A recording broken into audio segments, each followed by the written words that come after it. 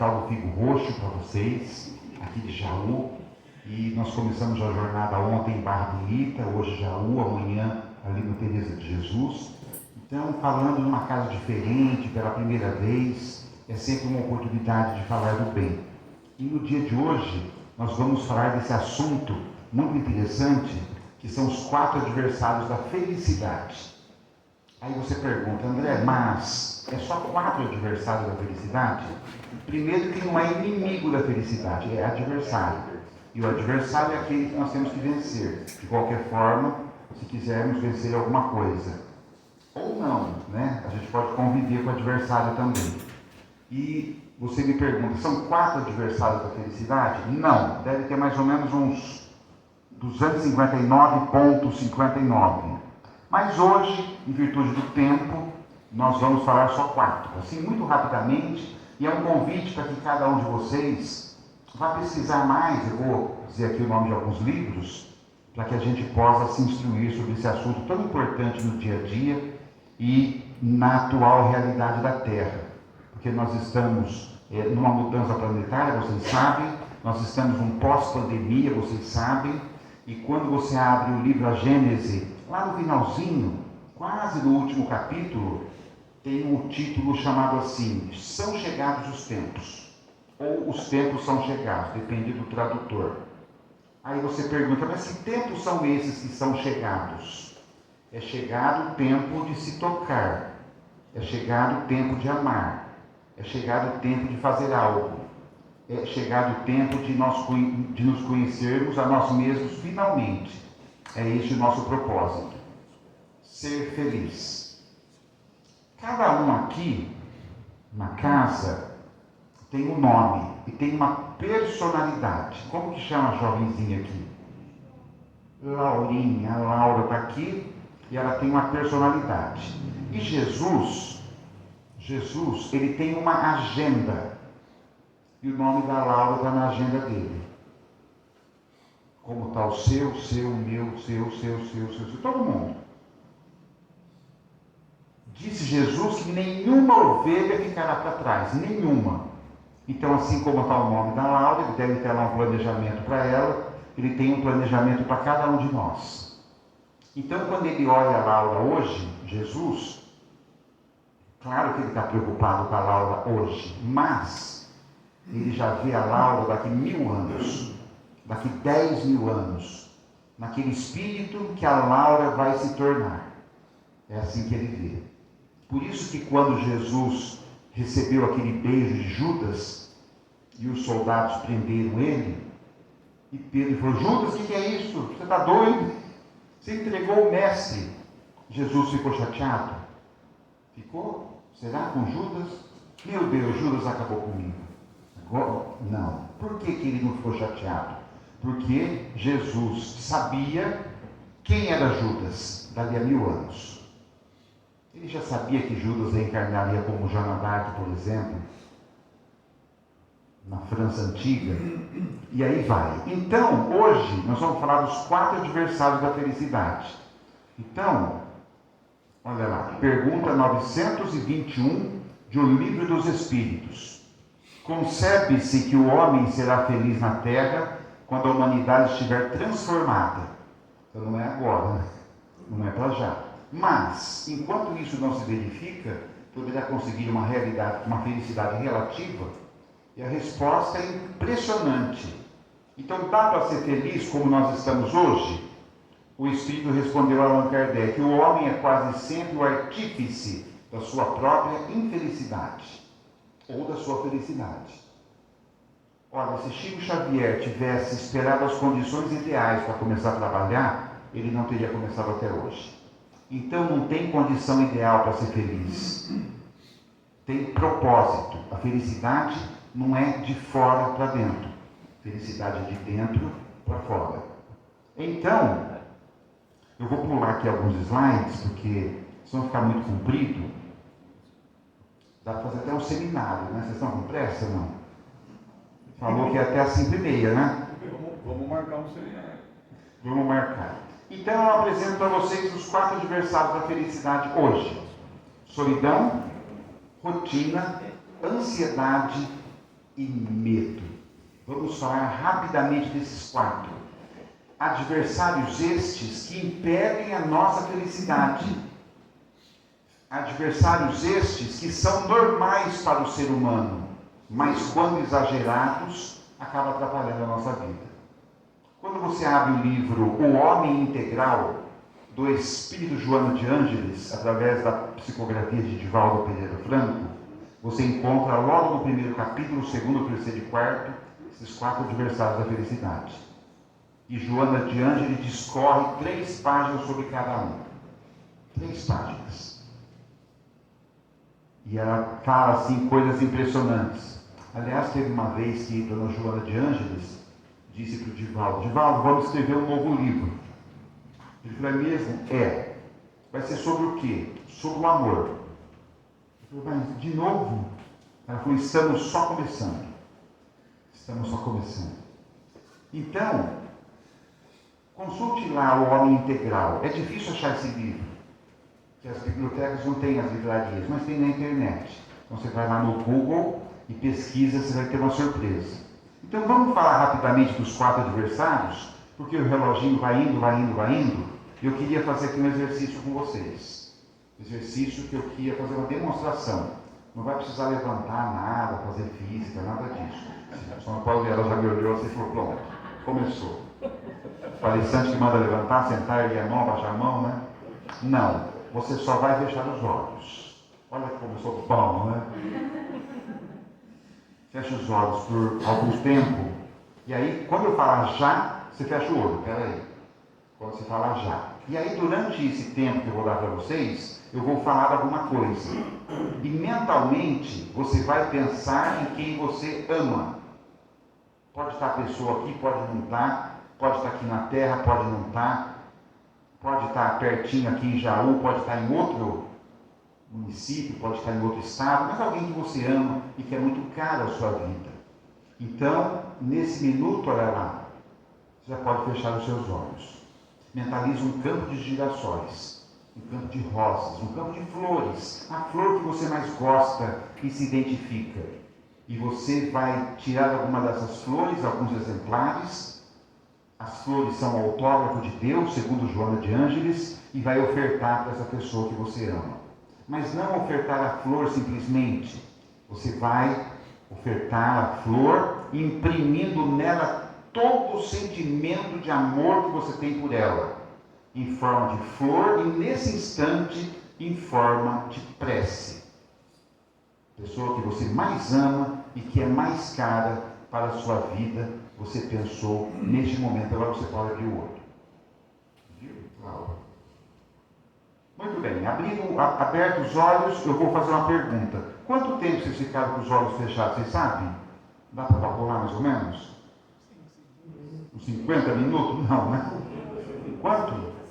30 segundos? Um pouquinho mais. 40 segundos. 40 segundos. Por que eu faço esse exercício? Porque nós aqui fizemos uma vibração de amor. E com certeza essa vibração chegou em quem você ama neste momento. Essa pessoa, onde ela estiver, se ela estiver sentadinha tomando um cafezinho, ela vai sentir assim: nossa, senti uma coisa boa agora, tem alguém pensando em mim, é você. E assim funciona a prece. É energia viva, como se fossem as ondas do rádio. Mas, enquanto você produzia aqui amor, passaram-se 40 segundos. E nesses 40 segundos, você sabe o que aconteceu? Uma pessoa no mundo cometeu suicídio. Esses 40 segundos, poucos aqui, e fantásticos que nós falamos. E aí, enquanto eu continuei falando, passaram mais 40 segundos. Outra. Mais 40, outra. Mais 40, outra. Que coisa, não? 30 suicídios por dia no Brasil. 30. É como se uma classe com 30 alunos todo dia desaparecesse. A cada 10 dias é como se um Boeing de 300 pessoas caísse. A cada 10 dias. Então vamos fazer na conta e você chega na casa do 1 milhão. Depressão, solidão. Então já está falado aí o primeiro adversário da felicidade. E nós que somos espíritas, tem espírita aqui? Tem ou não tem, gente? Pelo amor de Deus. Tem? Está tentando ser? Então já é espírita. Leu o Evangelho, está batizado. Já que nós não temos o batismo, não é? Tomou o passe, está batizado. Então, notemos os sinais da solidão. Porque a solidão não tem nada a ver com morar sozinho. A gente fala, nossa, fulano mora sozinho, ele é tão solitário. Não é. Ele é tranquilo. Tem gente que mora com 10 pessoas na casa e é solitário. Então, pensemos nisso e vamos em frente para o segundo adversário da felicidade, que é a rotina. Então, já falamos da solidão, vamos guardando aí na cachola, tá bom? A rotina, diz Joana de Ângeles, é como uma ferrugem na engrenagem de uma máquina que corrói, que arrebenta. E pior, a rotina é disfarçada de segurança, porque a gente se apega na rotina para não fugir dos termos. Ah, mas é preciso ter a rotina? Sim. A criança precisa da rotina. Ela tem que ter hora para levantar, para dormir. Pode dormir a hora que ela quer, que é isso, né? Mamãe não fala? Não, tem a hora para dormir, tem a hora para comer, tem a hora para estudar, tem a hora para ficar na frente da tela.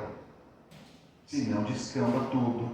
Então a rotina é importante. No entanto, quando a rotina se torna cansativa, aquele mesmismo cansador, ela fica nociva à felicidade.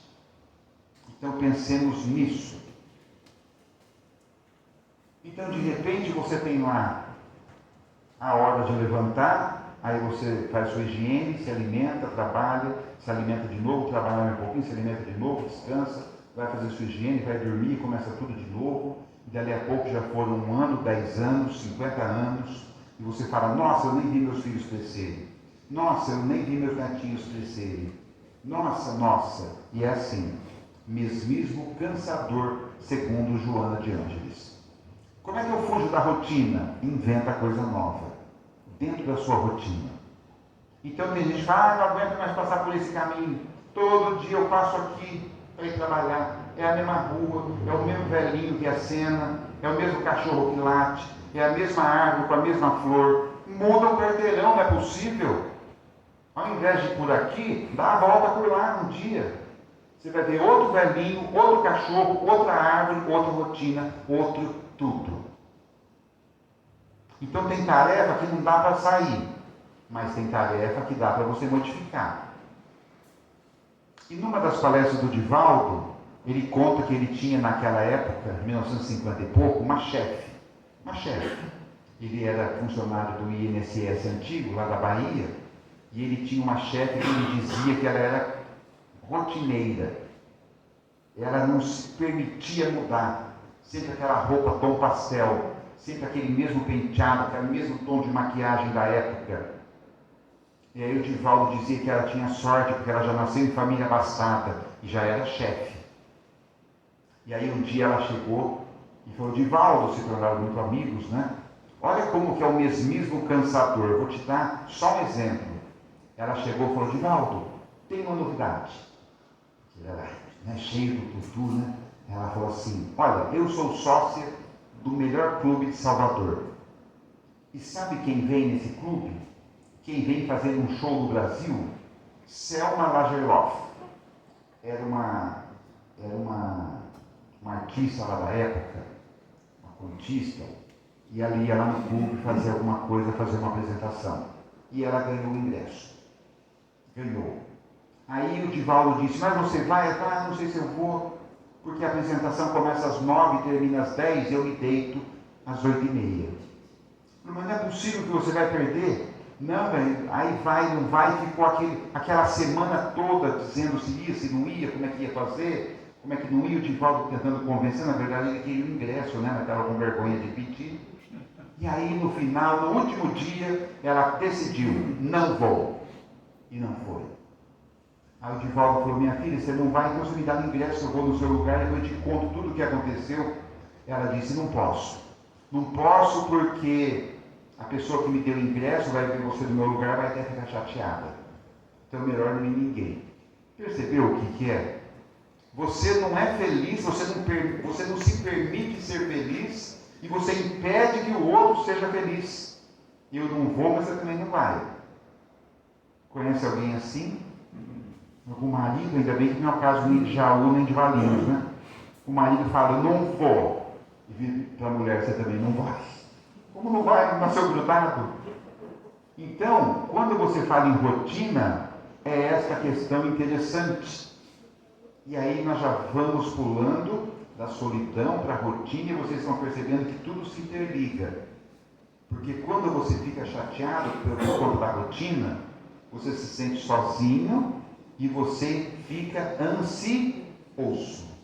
A ansiedade é você querer viver o momento que nem aconteceu ainda. Então eu espero que hoje aqui nessa tarde não tenha alguém ansioso, né? Pensando assim, meu Deus, que hora vai terminar essa ladainha, né? Fez a prece 2 horas, agora 2h22, isso vai até umas 15 para as 3. Nossa, aí já dormi aqui. E nisso eu estou falando, e você está perdendo. E sempre é assim. Tem gente ansioso para tomar o passe. Passa aqui na frente da casa espírita. E pensa assim, nossa, eu preciso tomar um passe que eu não estou bem. Aí ele vem, senta aí, escuta o evangelho. Aí chega lá na sala de passe, aqui é a sala de passe? Aí senta lá, né? Aí o que o médium passista fala para ele? Pensa em Jesus. Porque ele vai impor a mão, ele vai dar uma descarga de energia positiva, de magnetismo. Aí o sujeito, ao invés de pensar em Jesus, ele fala, nossa, amanhã é domingo, hein? Amanhã é dia de macarronada.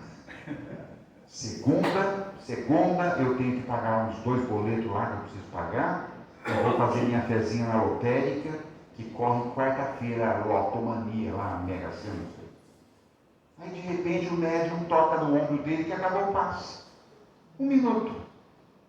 E ele perdeu aquele momento por ansiedade, porque ele viveu o momento que está lá na segunda-feira, não está naquele passe. E aí ele sai ainda falando mal da casa espírita. Ele falou, eu fui no centro espírita lá, tomei o passe, não resolveu nada. Centro espírita fraco. Vou lá para a Barra Bonita, que tem um centro lá bom, né? Vou lá no Anjo. Então, é o tóxico que corrói o dia a dia e a vida. E quando você fica muito ansioso, isso se transforma em doença. Aí vem o medo, que eu vou falar daqui a pouquinho rapidamente. Vem o pânico, vem o toque. O transtorno obsessivo compulsivo, que é uma mistura do medo com a ansiedade. E aí nós lembramos do cantor Roberto Carlos, que definiu em público que ele tem essa questão do toque, que é uma doença que tem que ser tratada, é uma ansiedade em demasia. E ele conta que certa feita ele foi nos Estados Unidos, em Nova York, fazer um show. E aí ele estava lá e resolveu ir rezar na igrejinha, muito católico que é. Tinha uma igrejinha muito simpática. Aí ele entrou na igrejinha, ajoelhou lá, fez a reza dele, a prece. Quando ele foi sair, o sacristão tinha trancado a porta por onde ele entrou. Era uma porta grande, botou um cadeado lá, uma corrente, que já era hora de fechar. Aí ele olhou e falou, senhor, eu preciso sair. Não, eu já tranquei lá, o senhor sai por essa portinha aqui. Ele falou, não saio. Como não sai? Já tranquei lá, o senhor sai por aqui. Ele falou, não, é que eu entrei por lá. Se eu entrei por lá, eu saio por lá. O moço falou, não, o senhor entrou por lá, agora o senhor sai por aqui, que eu não vou abrir de novo. Ele falou, não, eu entrei por lá, eu saio por lá. O homem falou, então chama a polícia. Que lá é assim, né? Então, não liga aí para a polícia. Ele falou, não, então eu saio por aqui mesmo. Que eu tenho ansiedade, mas eu não sou bobo também. Isso ele contou no programa do Jô. Aí o Jô perguntou, e aí? Ele falou, e aí? Eu fui embora com meu coração na mão. No outro dia, 6 horas da manhã, eu já estava lá na porta da igreja. Quando o moço abriu a porta, eu entrei pela portinha e saí pela porta grande. Está resolvido. Para quê ter um trabalho desse? E o ansioso é assim. O ansioso é assim. E pode virar doença. Então nós temos que tomar muito cuidado com isso. O Divaldo, já que nós estamos falando do Divaldo hoje, Ele conta que certa feita ele foi fazer uma palestra, e aí era um salão enorme, né? No método Divaldo, e ele chega sempre 1 hora antes. Aí ele chegou, todo de terninho, bonitinho, ele tenta usar um cravinho na lapela, né? Aí ele sentou assim na primeira fila, para esperar, né? Ia começar às 8, era umas 7 e pouco, aí estava chegando já algumas pessoas, de repente chegou um senhor. O senhor assim meio atarracado, para não dizer gordo, né? E já chegou suando por todos os poros. Sabe aquela pessoa ansiosa, que nem está calor, ele está suando. Aí ele chegou com a camisa toda empapada de suor. Aí ele chegou assim na ponta, o Divaldo sentadinho ali, ele falou, com licença, o senhor é o tal Divaldo? Ele falou, eu sou o tal Divaldo. O senhor que vai falar? Ele falou, senhor, então o senhor dá licença, eu vou dar um abraço. O Divaldo falou, pera um pouquinho, mas o senhor vai dar um abraço em mim por quê? O senhor nem viu a palestra ainda? Nem sabe se eu mereço o abraço? Ele falou, não, é que eu já vou dar, porque depois tem muita gente, já fico livre. Percebeu a ansiedade? Você precisa ir embora mais cedo para dar o abraço. Porque o abraço é um momento gostoso, não é para ser antecipado. Ó, já vou te dar o Feliz Natal, viu? Nós estamos em março, mas vai que eu não te vejo. Que é isso? Tem gente que faz isso. E aí então, o sujeito perguntou para ele, Divaldo, senhor Divaldo, vai começar às 8 em ponto?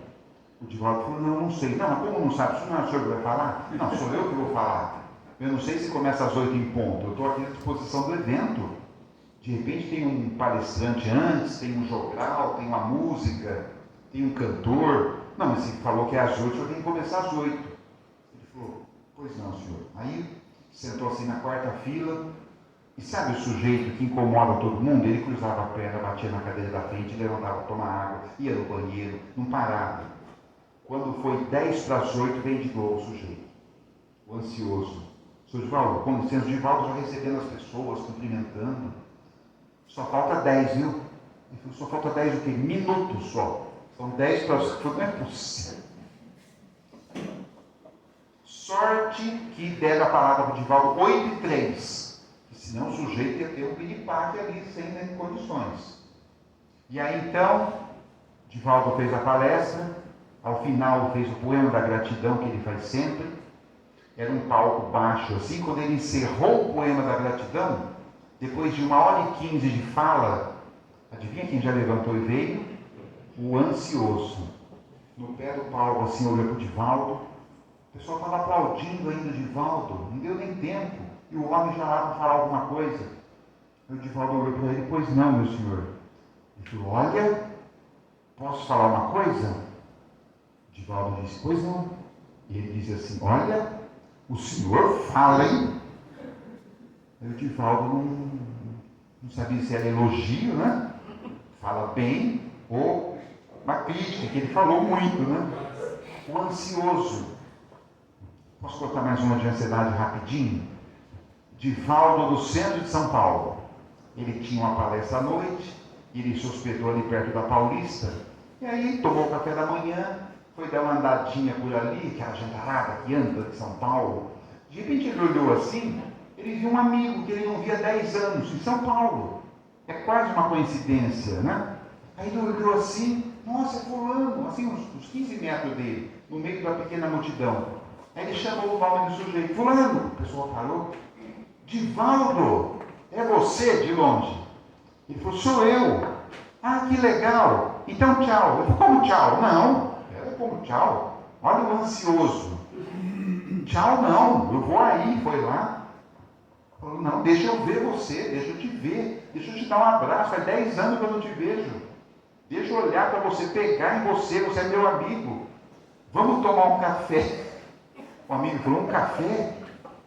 Divaldo, eu adoraria tomar um café com você, eu estou com tanta pressa, eu tenho tanta coisa para resolver. Tirou do bolso assim uma folha de sulfite, tinha uns 20 itens assim, ticados que ele tinha que resolver naquele dia.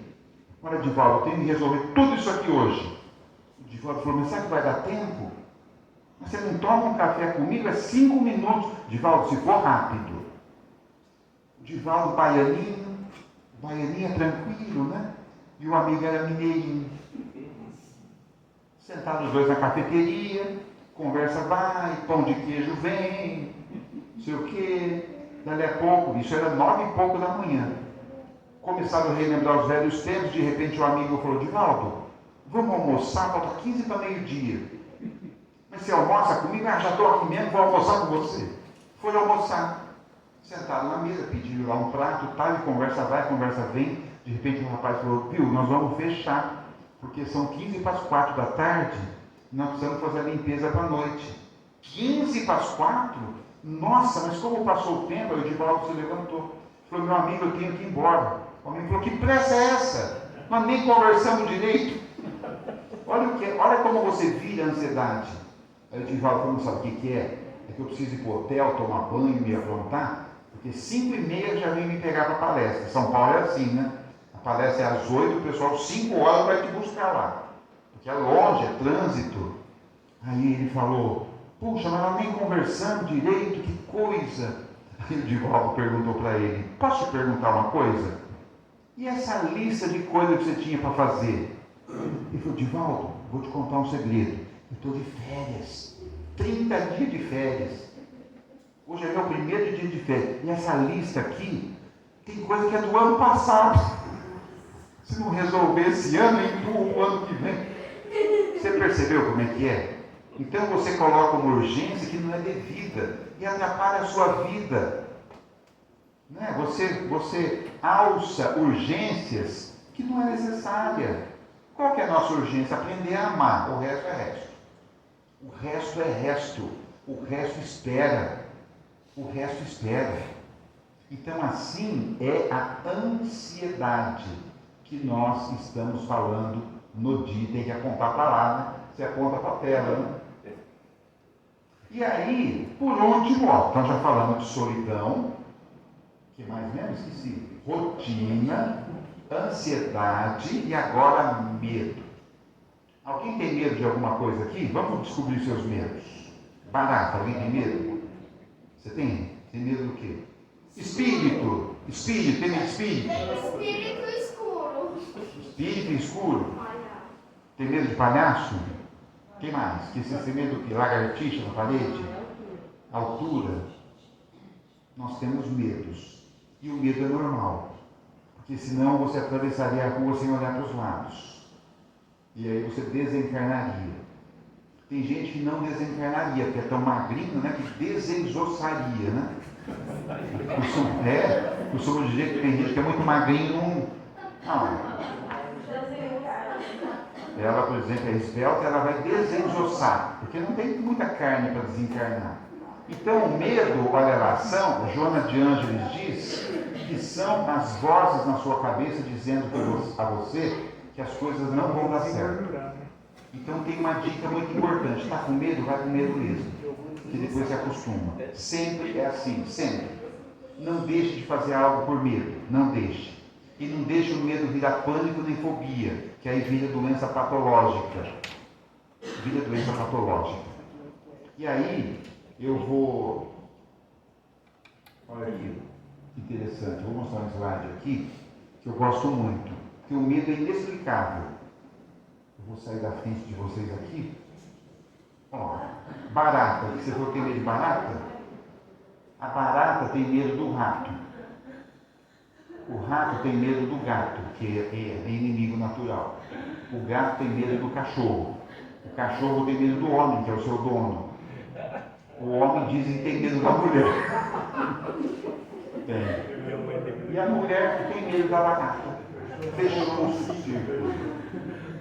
E é inexplicável. Poetinha Vinícius de Moraes. O dia ele entrou no avião em 1960 e pouco. E ele era cantor, compositor, diplomata brasileiro, tinha que viajar para o exterior. E ele morria de medo de avião. Aí um dia ele sentou no avião, aqueles aviões Electras. Lembra aquele avião do Chico que deu um problema lá? Chacoalhava igual uma lata de sardinha, assim, parecia que os parafusos iam voar fora, né? Ele sentou no avião, fivelou o cinto, aí tirou do bolso assim do paletó, Vinícius de Moraes. Tirou assim um saquinho, tinha um pozinho branco. Aí molhou assim o pozinho, colocou na língua cheirou um pouco, passou no olho, passou assim em cima, passou por tudo o pó, ficou branquinho assim. Ele fechou o saquinho, guardou, fechou os olhos, vai esperar o avião decolar.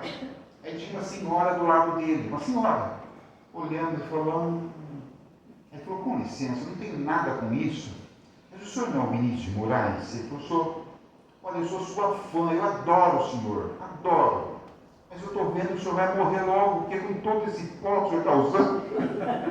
Aí ele sorriu e falou, não, senhora, não é isso que eu estava pensando, não é aquele pó, isso aqui é farinha de trigo. Ela falou, como assim farinha de trigo? Sabe o que é? É que eu morro de medo do avião. Eu tenho medo, não tem jeito. Aí eu fui lá na Bahia e a mãe menininha do Gantuá fez uma mandinga nessa farinhazinha aqui, o avião não cai. Eu uso faz 10 anos. O avião não cai. Percebeu? Quando nós temos medo, nós precisamos da muleta da fé. Nós criamos manias para nos proteger. Né? Tem gente que antes de sair, ou antes de dormir, vai lá conferir a porta 2 vezes. Ela deu 2 voltas na chave, mas ela confere. Antes de dormir, ela vai lá de novo. Porque vai que alguém abriu, algum espírito, né? Fechou. Como que pode isso? Então, é uma coisa interessante.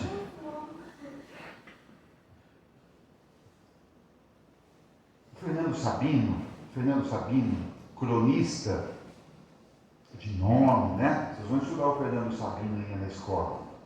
Ele conta, tem uma crônica dele que chama Confusão com São Pedro. Confusão, e fala do medo, da ansiedade também. E está o casal no aeroporto, esperando uma ponte aérea Rio-São Paulo. E aí a mulher falou para o marido assim, bem, eu estou com um pressentimento que esse avião vai cair. Vai cair, eu estou com um pressentimento, e aí o seu avião cai, morre eu, morre você, ele era marido e mulher, quem fica cuidando dos meninos? Aí ele falou, mas que cai o quê? Já viu ponte aérea cair? Não tem acidente na história da ponte aérea, 40 minutos de voo. Eu não estou com pressentimento, o seu avião vai cair. Melhor eu vou num voo, você vai no outro.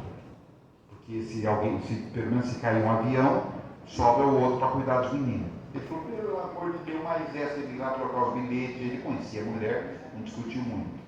Aí ela foi primeiro. E ele foi esperando o próximo voo. Quando o avião decolou, o avião entrou em turbulência. Uma tempestade horrível dos céus de São Paulo, Rio. E aí aquilo chacoalhava tal, e o piloto falou, estamos numa turbulência, estamos aqui com vento de cauda, que eles chamam, né? O avião faz até assim. Mas logo estava tudo estabilizado, mais uns 20 minutos. Ela, muito devota de São Pedro, postou as mãos. Falou, São Pedro, pelo amor de Deus, como é que o senhor vai fazer isso comigo? Eu estava pressentindo que ia derrubar um avião hoje, mas eu sou mãe. Olha quanta mãe tem aqui. Se o senhor tiver que derrubar algum avião, derrube o próximo. Porque o próximo está o meu marido, mas sabe, marido é marido, né? É pai, não é mãe. Confusão com São Pedro. Aí o avião não aconteceu nada. Chegou lá, aterrissou, e ela ficou esperando o marido. E começou a demorar o voo, porque também tinha a mesma tempestade, não tinha parado a tempestade. É 40 minutos um voo do outro. E aí então ela foi lá no guichê perguntando, o voo tal está demorando, o que está acontecendo? Não, eles estão numa tempestade terrível, mas daqui a pouco eles estão aqui. A crônica chama Confusão com São Pedro. De novo ela postou as mãos, falou, São Pedro, por favor, eu me enganei. Pai é tão importante quanto mãe, mais importante até, que é o pai que dá o sustentáculo, né? Dá todo o amor. E aí, passado algum tempo, o avião chegou lá e não aconteceu nada. Então, meus amigos, está apresentado os 4 adversários da felicidade para vocês na tarde de hoje. Solidão, medo, rotina, ansiedade. E diante disto, qual a nossa postura como espíritas? Que vocês falaram que são espíritas, né? Qual que é a sua postura quando chega alguém com essas patologias, com esses medos? Quando entra alguém ansioso aqui, quando entra alguém galgado na rotina, que não sai daquela vidinha, você fala, gente, você tem que ver novos horizontes. Ou então a pessoa solitária, a pessoa presa a cometer uma besteira contra a sua própria vida. O que você faz? Você fala, não, é assim mesmo. Ela que é o atendimento fraterno? Ela é Rivotril? Ela e metade de todo mundo, né? Não tem jeito. Não, mas aí você tem que tratar. Mas tratou, você tem que ir para frente. Vamos fazer um exercício aqui rapidinho, dentro do nosso tempo? Então, quando chegar alguém aqui, ou na rua, ou no seu trabalho, e nós somos espíritas 24 horas por dia, né? Não tem como ser espírita só no sábado das 2 às 3, não é mesmo? Então, quando chegar alguém, ao invés de nós falarmos, fulano, saia da cama, que a pessoa está deprimidinha, está triste, sai da cama. Não. Você vai dizer para ela, vamos passear? Comigo? Vamos comigo. Ao invés de você dizer para a pessoa, você precisa se tratar, viu? A gente fala, fulano, você precisa se tratar, precisa procurar um psicólogo. Você diz para ele, conte comigo. O que você quer fazer? Eu estou com você.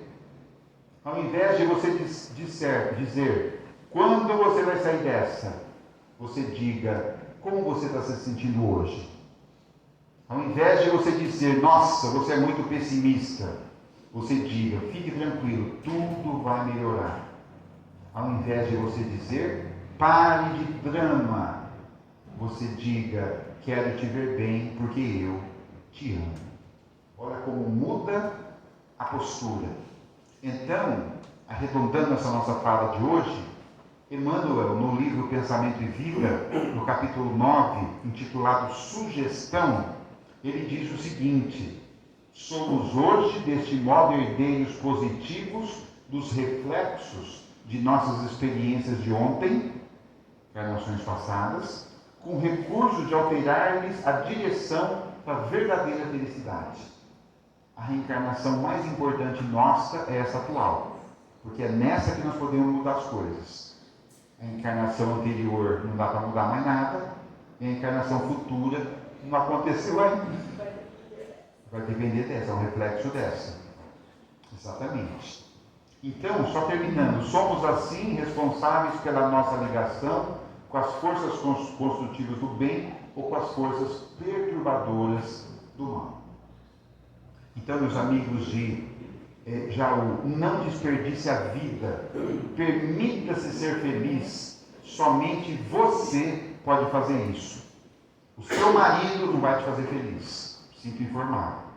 Nem a sua mulher vai fazer o marido feliz, porque a felicidade não pode depender de um terceiro. Você não pode terceirizar a felicidade, porque a tarefa é coletiva. No entanto, a evolução ela é individual. Para encerrar, eu trouxe um poema da Marta Medeiros. Quem já viu falar da Marta Medeiros? E é um poema, ela não é espírita, mas parece que ela conhece cada um de nós. Quando terminar o poema, você vai dizer, essa mulher me conhece, ela foi lá em casa. Não é possível.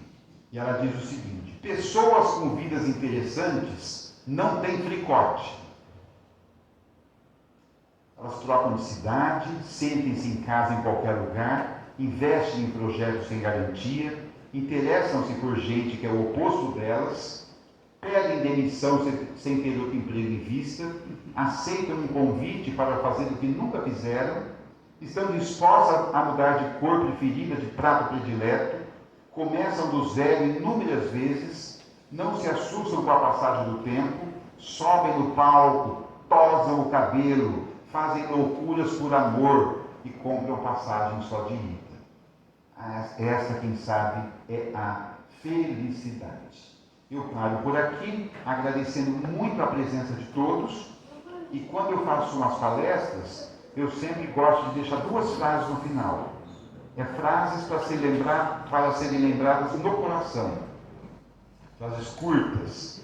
E tem uma frase do poeta Mário Lago, que foi artista, foi ator, foi dramaturgo, foi sambista. Quem não se lembra das saudades da Amélia, não é? Mário Lago. Aurora, Mário Lago. Mas um dia o Mário Lago dizia assim, primeira frase: no dia em que o homem perder as esperanças, pode apagar o arco-íris. No dia em que os homens perderem a esperança, pode apagar o arco-íris. E, por final, vamos de Mário Quintana. E o Mário Quintana diz uma coisa interessante que é assim: todas as pessoas que atravancam o meu caminho passarão, eu passarei. Muito obrigado a todos, boa tarde, André, fiquem com Deus. fala um pouco a respeito dos dois livros. Falo. Olha, nós temos esses dois livros aqui, tem outros livros chegando, viu? Mas por enquanto só tenho esses dois impressos. Este livro é um livro que já veio, já foi reimpresso. É Quando o Coração Fala Mais Alto. Ele fala de amor, fala de Jesus. Então quem quer ouvir falar de Jesus, pega esse livro aqui que vai achar muito interessante. E este outro livro aqui é um livro do coração. É o Paizinho, como disse aqui o companheiro, a história de Vicente Esteves Ferreira, o Paizinho de Rolândia. Por que Paizinho? Porque os meninos do lar infantil André Luiz chamavam ele de Paizinho. E aí aconteceu uma coisa tão interessante na vida desse homem, que ele construiu um lar para 80 meninos e chegou uma menina. E aí? O que ele fez? Adotou a menina, Rosa. Aí, passou um tempinho e chegou a segunda menina, de nome Olívia. Ele falou, não posso deixar no lar infantil, são só meninos. Ele já tinha 6 filhos, ele adotou a segunda menina, ficou com 8. Passado um tempinho, chegou a terceira menina, de nome Arlete, que por acaso é minha mãe. E aí ele adotou a terceira menina e disse, Maria, que era a esposa dele, está na hora de nós construirmos um lar para as meninas. E aí ele construiu, já tinha o lar infantil André Luiz, para meninos, ele construiu o lar infantil João Leão Pita, para as meninas. Não contente, ele construiu também o Centro Espírita Emmanuel, construiu o Asilo de Velhos Kaiser-Schutel, construiu também o Albergue Noturno Amigo Jesus. E aí é isso. Então, é o meu avô adotivo, porque minha mãe é adotada, né? Minha mãe é largada lá na porta do orfanato. Então, nós resolvemos fazer um livro com a família. Aí fizemos as entrevistas, conversando com as pessoas, porque ele já está desencarnado há algum tempo. Uma pena que não pude entrevistá-lo, né? Não tinha essa... Na época a gente não pensava nisso. Mas aí saiu o livrinho. Quem quiser conhecer tem fotos. É um livro quase familiar, mas é uma história muito interessante. Muito obrigado a todos, gente. Faz a prece de Fazemos. Então fechemos os olhos por mais alguns instantes para agradecer a Jesus imensamente esta tarde em que nós aqui na Casa Espírita podemos desfrutar da presença de cada um que deixou a sua casa, deixou os seus afazeres de sábado para estar aqui conosco nesta hora tão importante, refletindo as ideias do cristianismo, as ideias espíritas e, por que não, as nossas ideias também do dia a dia, do nosso cotidiano, tão difícil nesse planeta de prova e expiação. Então nós agradecemos imensamente Jesus, nosso querido amigo, nosso governador, nosso roteiro, exemplo maior. Agradecemos a Deus, nosso Pai Todo-Poderoso, que nos deu a vida, nos criou e controla tudo e todos na natureza. E agradecemos ainda aos mentores espirituais, amigos, queridos, que dirigem esta casa, também aos espíritos visitantes que aqui estão na tarde de hoje, os espíritos familiares que sempre nos acompanham por onde nós passamos, cada um de nós. E assim, Senhor Jesus, agradecidos que estamos, nós encerramos essa parte dos trabalhos. Que assim seja.